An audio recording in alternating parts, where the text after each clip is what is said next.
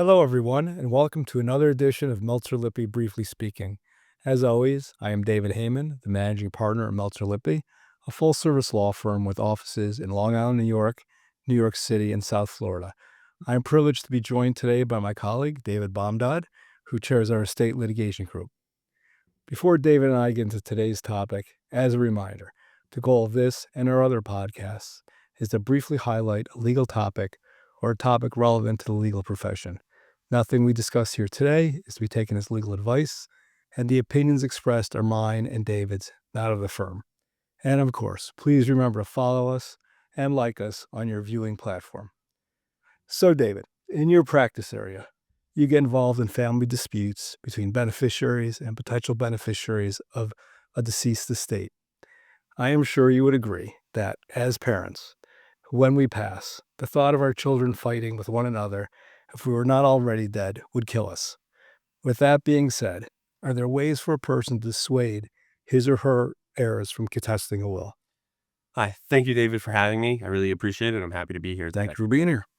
Yes, so there are certain provisions that somebody can put in estate planning documents, such as a will or a trust, that are called no contest clauses or interorum clauses, that could try to help have that desired effect. Great. So, what is an interorum or a no contest clause? So a no contest clause, it sort of is self-explanatory in that way, but what it tries to do is it's a provision that you include in a will or a trust that states that if a person or a beneficiary under that will or trust takes a certain action, typically an action to contest that particular document or other documents, that they would be disinherited from that document. Okay, so let's say in my will, I have two children and I give one more than the other. Is there, I would think that I need to at least give the one who I'm giving less to enough that to contest it makes it painful if they lose. That's right. And that is a common pitfall that we see a lot with these no contest clauses. And what you're referring to is essentially giving that no contest clause some teeth. And what that means is, yes, and it's going to depend on the factors of each particular person's estate and of the beneficiaries themselves. But you need to give somebody, even if you dislike that child or whatever it is, or whoever it is, something that is worthwhile for them to lose in order for that provision to have an effect. Because if, for example, you have $1 million estate and you leave $1 to one of your children and $999,999 to the other, and you include a no contest clause provision in there, it's not really a risk for the one who gets $1 to contest the will because all they stand to lose is that dollar. And we all know from when the USFL sued the NFL, winning $1, even when it's troubled, ain't a win. That's very true. That's very true. It's a nominal, it's a nominal win or a nominal loss in this way. Very good. So, are courts enforcing these interorum or no contest clauses? So courts do enforce them, but they don't love them. They are disfavored. So in a lot of decisions, when you see courts issue decisions, even when they're enforcing them, whenever they go through their analysis, they say that these types of provisions are disfavored and they try to strictly construe them. So it becomes very important when you're drafting these provisions to include specifically what you are trying to dissuade somebody from doing in order for that provision to be challenged. Because a main goal of the courts is to interpret what the grantor or the decedent intended in their documents. And the best way to explain to a court what the intent was is for it to be explained in the four corners of the document specifically. So, with that being said, it would seem to me that if a client comes in and says, hey, I want to give my daughter 75% of my estate because she was more loving, more caring, took care of my spouse, myself, and deserves to be compensated for that. And again, this is kind of going away from the no contest clause, but I don't think I've ever seen a will, not that I've seen a lot of wills, that say, the reason I'm doing this is because X, Y, Z. So we're getting a little bit away from no contest clauses, but Is that something that should become more, in your mind, more commonplace in estate planning documents where there's an explanation that's within, as you said, the four corners of the document? Yeah, so as you said, it's rare to see, especially a specific Right. um explanation as to why. Sometimes you'll see I have intentionally disinherited or not provided for a particular person in the document, but it doesn't necessarily explain why. And the reason for that a lot of times is because if you provide an explanation in the document, that's the explanation that you're stuck with. So a lot of times clients will speak with their estate planning attorneys as to why they want to disinherit somebody. And then it's up to the estate planning attorney when they testify if somebody's trying to challenge that particular provision or that Um, particular document to try to poke holes in the estate planning attorney's memory. But if they don't have a specific recollection, they just recall or they know that they intended to disinherit somebody, you're not stuck with a particular explanation. So going to your mhm. explanation, one child provided for me and cared for me in my later years and my spouse, and that's why I want to provide more for them. Well, that may be true at the time you make your will, but what if something changes thereafter and they're not taking care of you as much, or they hire home health aides to take care of you rather than them doing it personally? Got it. Then they can try to poke holes into that particular explanation. Okay. Fair enough. All right. So back to our no contest clauses. I mean, I would, given some thought to maybe I should change my estate planning documents. My kids don't watch, so it doesn't matter. I But know there's a estate planner if you need it. where just a joke, guys. So the other thing I'm aware of, being the lowly corporate lawyer that I am, when it comes to estate planning, is um, there's something called, as I understand it, a spouse's elective share.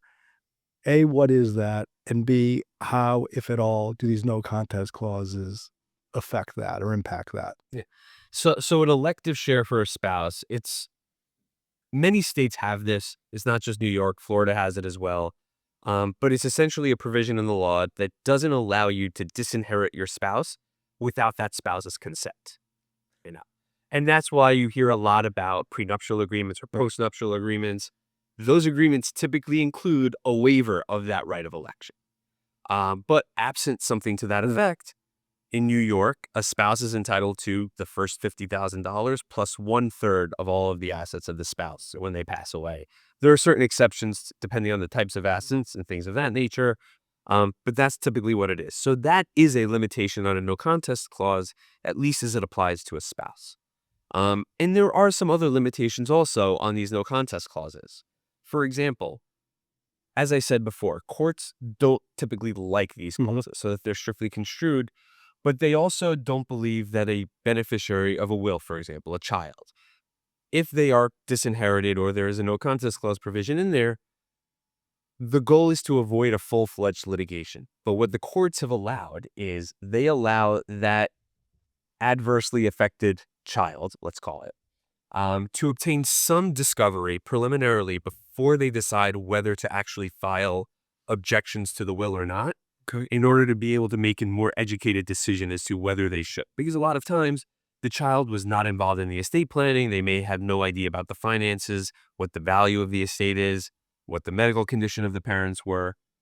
So the law gives them what's called a safe harbor discovery in order to be able to obtain some information before deciding whether to actually trigger the clause and file formal objections. So if I'm disinherited, my mother disinherits me, and I want to challenge it. I don't. I think I want to challenge it.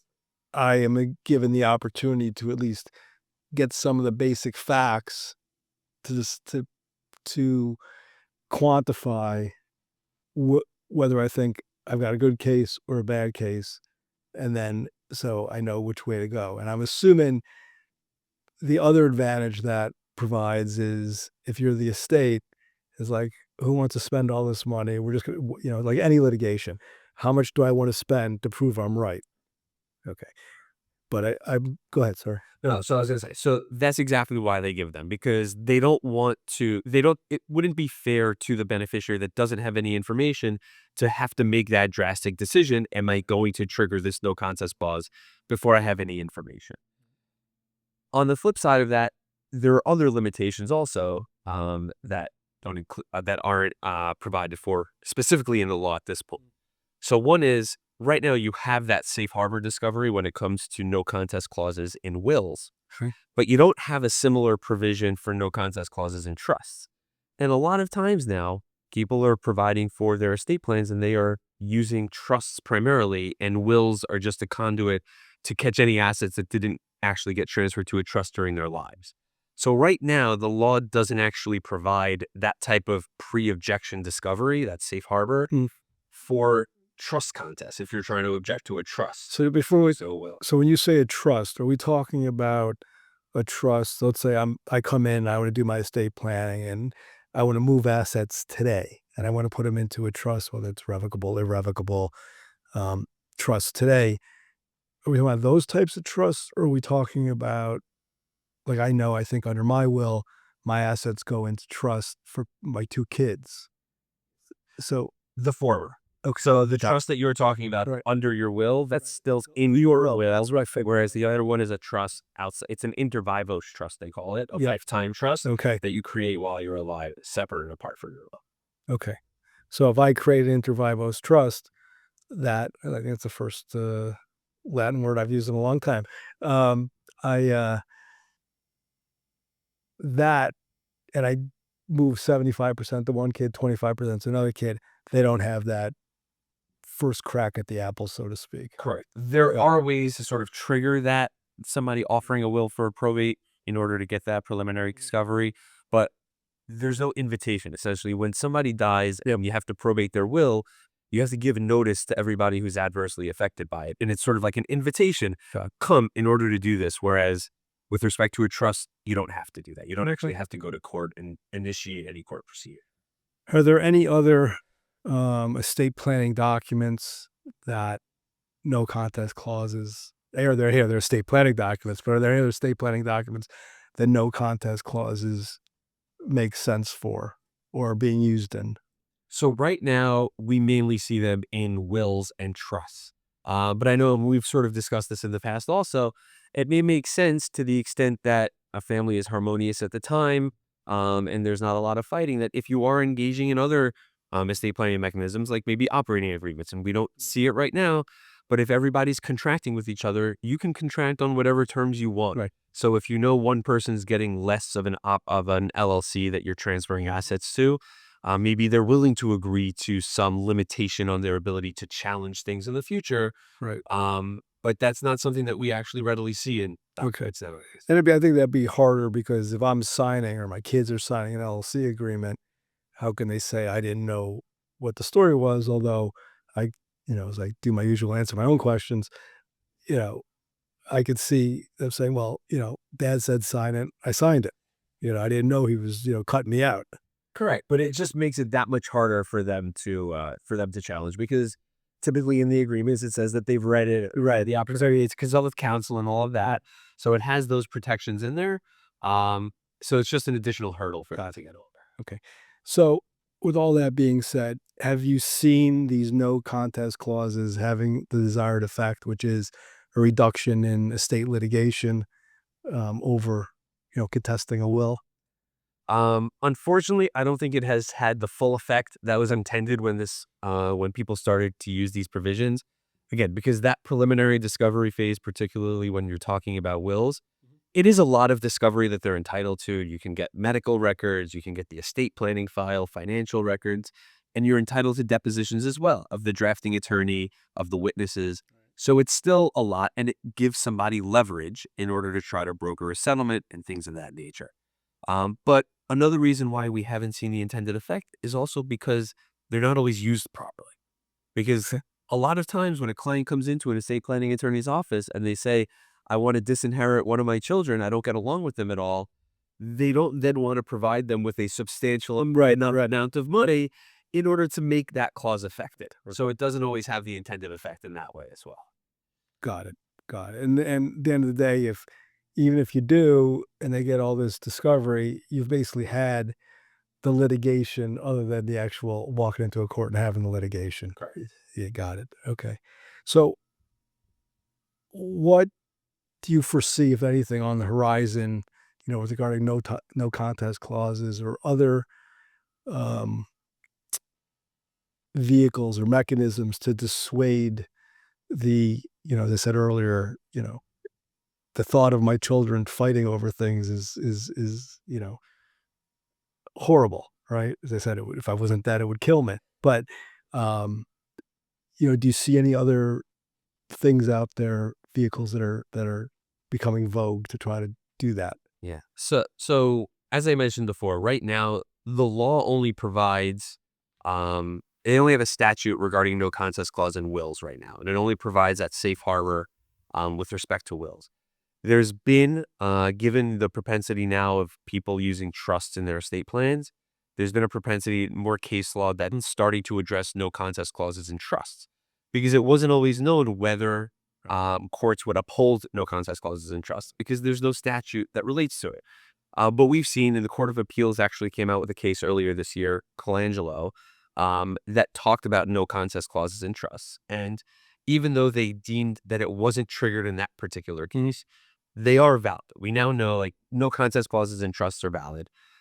And people have also started to try to use no contest clauses in trusts as a way to circumvent that pre-objection discovery that people are entitled to in wills. So one case that we had a few years back, there was a no contest clause in the revocable trust that all of the assets from the will poured into, as opposed to in the will. And what the revocable trust said was that any delay in the probate of my will trigger the no contest Oh, clause interesting. by trust.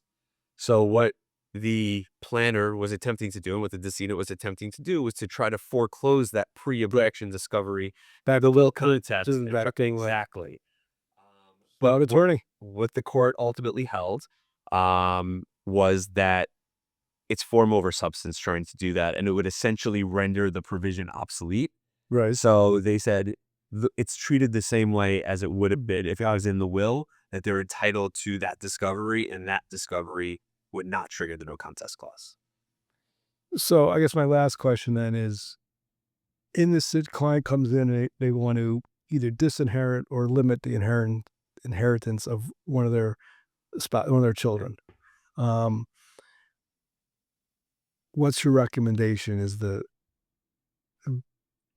it just, you know what, you don't like them, you don't want to get anything, just disinherit them and let the chips fall where they may, or is it give them enough that it's painful to fight? So it'll be a discussion with the estate planner and the client because it'll depend on the circumstances. Going back to what I said, I think towards the beginning of this, is not only does it matter what the value of the estate is and how much you give them Right. compared to the value of the estate, but it also depends on the circumstances of the child. If the child is independently wealthy, if you leave them half of the estate or slightly less than half of the estate, but it's $1 million estate and they have $50 million of their own assets, They don't care. give you the $450,000 isn't, even though it's a large portion of the estate, Right. isn't going to have the effect. So I think it's a discussion that clients have to have with their estate planning attorneys to see, is there a way to structure it under the particular circumstances to make it effective? And if not, then maybe you just go with what the client ultimately wanted in the first place, is to give them less, because there may be a fight anyway. Right. But that's a conversation for the client and the estate planning attorney, and it'll depend on the circumstance. And I guess, unfortunately, a lot of these disputes are not necessarily about the amount. It's more somehow getting a court to tell them that mommy or daddy love them just as much as they love their brother or sister. 100%. And I tell clients that all the time. A court will never give you that. They will never tell you. You can fight till the bitter end. A court will never do that. All they're going to do is determine what the issues are in front of them as to the validity of the document, the validity of the transfers, distributions, things of that nature. Yeah. They're not going to make the decision that you want them to make. So that's another thing that potential contestants have to take into consideration, because a lot of it is emotionally driven, this particular area of law. Um, and part of what I try to do is to try to cut through that. It's trying to get the clients to understand what their risks and benefits are under the circumstances. Great. So listen, I greatly appreciate you joining me today. This is very eye-opening to me. Fortunately, I made a bunch of jokes about my wife and my kids, but as of now, we all get along wonderfully, and I expect that to be the case. So hopefully this will never be it. And if it is, I'll be dead, so their problem, not mine. So again, thank you very much. And for those watching, these are important issues. They're very difficult issues, especially when you do want to disinherit one of your children. We see it, unfortunately, too often. So it is important to reach out to attorneys like David and our other estate planners and litigators here at the firm. If you have any questions or have any other estate litigation issues, please reach out to David here at the firm. And until next time, we want to thank you for watching, listening. I encourage you, as I mentioned before, to visit our website and to follow us and like us on your streaming service. Have a wonderful holiday season. Have a great day. And of course, as always, go Bills. Thank you.